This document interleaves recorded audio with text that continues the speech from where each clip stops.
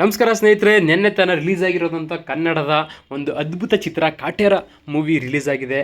ಆದಂಥ ಒಂದು ಪ್ರದರ್ಶನ ಕಂಡಂಥ ಎಲ್ಲ ಚಿತ್ರಮಂದಿರಗಳಲ್ಲೂ ಕೂಡ ಒಂದು ಅದ್ಭುತವಾದ ಒಂದು ರೆಸ್ಪಾನ್ಸ್ ಸಿಗ್ತಾ ಇದೆ. ಎಲ್ಲ ಹೌಸ್ಫುಲ್ ಪ್ರದರ್ಶನ ಕಾಣ್ತಾ ಇದೆ. ಹಾಗೂ ಮತ್ತು ಇನ್ನು 2 ಡೇಸಲ್ಲಿ ನ್ಯೂ ಇಯರ್ ಕೂಡ ಬರ್ತಾ ಇದೆ. ಯಾವ ರೀತಿ ಇನ್ನು ಅತಿ ಹೆಚ್ಚು ಬಜೆಟ್ ಮತ್ತು ಕಲೆಕ್ಷನಲ್ಲಿ ಜಾಸ್ತಿ ಆಗುವಂಥ ಲಕ್ಷಣಗಳು ಬಹಳ ಒಂದು ಕಾಣ್ತಾ ಇದೆ ಫ್ರೆಂಡ್ಸ್. ಹೌದು, ಮೊದಲನೇ ದಿನ ಫಸ್ಟ್ ಡೇ ಕಲೆಕ್ಷನ್ ಎಷ್ಟಿದೆ ಅಂದರೆ ಬರೋಬ್ಬರಿ 19 ಕೋಟಿ ಕಲೆಕ್ಷನ್ ಮಾಡಿದೆ ಅಂತ ಒಂದು ಸುದ್ದಿ ಹರಿದಾಡ್ತಾ ಇದೆ.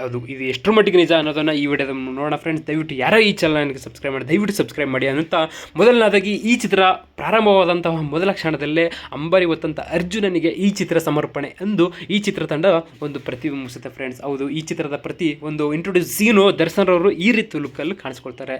ಒಂದು ಬಸ್ಸಿಂದ ಇಳಿತಾ ಇರೋ ಒಂದು ವಯಸ್ಸಾದ ವೃದ್ಧನ ಪಾತ್ರದಲ್ಲಿ ದರ್ಶನ್ ರವರು ಇಂಟ್ರೊಡ್ಯೂಸ್ ಸೀನಲ್ಲಿ ಕಾಣಿಸ್ಕೊಳ್ತಾರೆ. ಭಾಳ ಅದ್ಭುತವಾದ ಒಂದು ಪ್ರದರ್ಶನ ಅಂತಲೇ ಹೇಳ್ಬೋದು. ಮತ್ತು ನೆಕ್ಸ್ಟು ಕುಮಾರ್ ಗೋವಿಂದ್, ಹಳೆಯ ಒಂದು ಅದ್ಭುತ ನಟ ಕುಮಾರ್ ಗೋವಿಂದ್ ರವರು ಈ ಚಿತ್ರದಲ್ಲಿ ದರ್ಶನ್ ರವರ ಭಾವನಾ ಪಾತ್ರದಲ್ಲಿ ಕಾಣಿಸ್ಕೊಳ್ತಾರೆ. ಒಂದು ಅದ್ಭುತವಾದ ಒಂದು ತೂಕ, ಒಂದು ಪಾತ್ರಕ್ಕೆ ಎಷ್ಟರ ಮಟ್ಟಿಗೆ ಆ ತೂಕ ಇದೆ ಆ ಪಾತ್ರದಲ್ಲಿ ಕುಮಾರ್ ಗೋವಿಂದ್ ಕಾಣಿಸ್ಕೊಳ್ತಾರೆ. ಮತ್ತು ಶ್ರುತಿ ರವರ ಬಗ್ಗೆ ಒಂದು ಹೆಚ್ಚಿಗೆ ಏನು ಹೇಳಬೇಕಾಗಿಲ್ಲ. ಶ್ರುತಿರವರು ಭಾಳ ಅದ್ಭುತವಾದ ಒಂದು ನಟಿ ಅಂತಲೇ ಹೇಳ್ಬೋದು.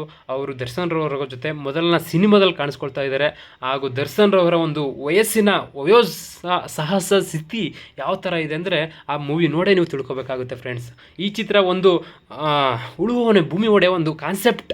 1970s ಯಾವ ರೀತಿ ಒಂದು ಕತೆ ಅಂದರ ಒಂದು ಎಳಿತ ಭಾಳ ಅದ್ಭುತವಾದ ಒಂದು ಪ್ರದರ್ಶನ ಅಂತ ಕಾಣ್ತಾ ಇದ್ದಾರೆ. ಒಂದು ಚಿಕ್ಕ ಹುಡುಗ ಒಂದು ದರ್ಶನ್ ರವರ ಜೊತೆಯಲ್ಲಿ ಒಬ್ಬ ಕಾಣಿಸ್ಕೊಳ್ತಾನೆ. ಭಾಳ ಎಂಟರ್ಟೈನ್ ಆಗಿ ಈ ಪಾತ್ರ ಒಂದು ಕಾಣಿಸ್ಕೊಳ್ತೆ. ಈ ಚಿತ್ರಕ್ಕೆ ಸಂಗೀತ ಸಂಯೋಜನೆ ಮಾಡಿರೋಂಥ ವಿ ಹರಿಕೃಷ್ಣ, ನಿಮ್ಗೆ ಗೊತ್ತೇ ಇರುತ್ತೆ. ಭಾಳ ಒಂದು ಅದ್ಭುತವಾದ ಒಂದು ಸಾಂಗ್ಗಳೆಲ್ಲ ಕೇಳಿರ್ತಾರೆ. ಒಂದು ಯಾವ್ರೇಜ್ ಆಗಲಿ ಅಂತಲೇ ಹೇಳ್ಬೋದು. ಒಂದು BGM ಕೂಡ ಒಂದು ಲೆವೆಲಲ್ಲಿ ಇದೆ ಫ್ರೆಂಡ್ಸ್. ಹೌದು, ಬಸವರಾಜ್ ಬಿರುದಾರ ಒಂದು ಅದ್ಭುತ ನಟ, ಇವರು ಒಂದು ಪ್ರಮುಖ ಪಾತ್ರದಲ್ಲಿ ಕಾಣಿಸ್ಕೊಳ್ತಾರೆ. ಇನ್ನು ನಮ್ಮ ಈ ಚಿತ್ರದ ನಿರ್ಮಾಪಕ ಧೀರ ರಾಕ್ಲೈನ್ ವೆಂಕಟೇಶ್ ರವರು ಯಾವುದೋ ರೀತಿಯಲ್ಲಿ ಕಾಂಪ್ರಮೈಸ್ ಆಗದೇನೆ ಎಲ್ಲ ಪ್ರತಿಯೊಂದಕ್ಕೂ ಬಜೆಟನ್ನು ನೀಟಾಗಿ ಅಚ್ಚುಕೊಟ್ಟಾಗಿ ಒಂದು ಮಾಡಿದ್ದಾರೆ ಅಂತಲೇ ಹೇಳ್ಬೋದು. ಇನ್ನು ಈ ಚಿತ್ರವನ್ನು ಒಂದು ಕೂಸಿನಂತೆ ಸಾಕಿದಂತಹ ತರುಣ್ ಸುಧೀರ್ ಭಾಳ ಅದ್ಭುತವಾಗಿ ಒಂದು ಸ್ಟೋರಿ ನರೇಟ್ ಮಾಡಿದ್ದಾರೆ ಅಂತಲೇ ಹೇಳ್ಬೋದು. ಈ ಚಿತ್ರದ ಒಂದು ನಟಿ ಮೊದಲನೇ ಸಿನಿಮಾ ಅಂತಲೇ ಗೊತ್ತಾಗೋದಿಲ್ಲ, ಇವರು ಮಾಲಾಶ್ರೀ ಮಗಳಾಗಿರ್ಬೋದು. ಆದರೆ ಒಂದು ಅದ್ಭುತವಾದ ನಟನೆಯ ಮೂಲಕ ಈ ಚಿತ್ರದಲ್ಲಿ ಕನ್ನಡ ನಾಡಿಗೆ ಒಂದು ಸಿಕ್ಕಂಥ ಒಂದು ಅದ್ಭುತ ನಟಿ ಅಂತಲೇ ಹೇಳ್ಬೋದು.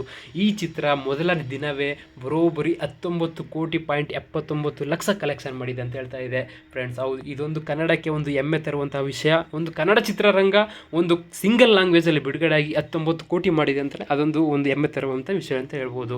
ಇನ್ನು ಮಾಲಾಶ್ರೀ ಮಗಳು ಬರೀ ಮಾಲಾಶ್ರೀ ಮಗಳು ಅನ್ನೋದಕ್ಕೆ ಒಂದು ಸೀಮಿತ ಅಲ್ಲ, ಅವಳ ಒಂದು ಅದ್ಭುತ ನಟನೆ.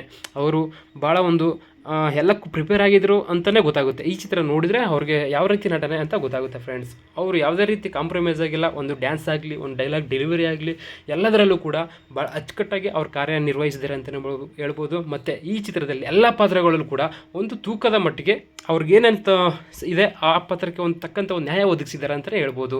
ಈ ಚಿತ್ರದಲ್ಲಿ ಹೈಲೈಟ್ ಅಂದರೆ ದರ್ಶನ್ ಅವರ ಒಂದು ಸೀನ್ ಮತ್ತು ಅವರ ಒಂದು 2 ಸೈಡ್ ಲುಕ್. ಯಾರ್ಯಾರು ಈ ಸಿನಿಮಾ ನೋಡಿದ್ದೀರಾ ದಯವಿಟ್ಟು ಕಮೆಂಟ್ ಮಾಡಿ. ಈ ಚಿತ್ರ ಹೇಗಿದೆ ಅಂತ ದಯವಿಟ್ಟು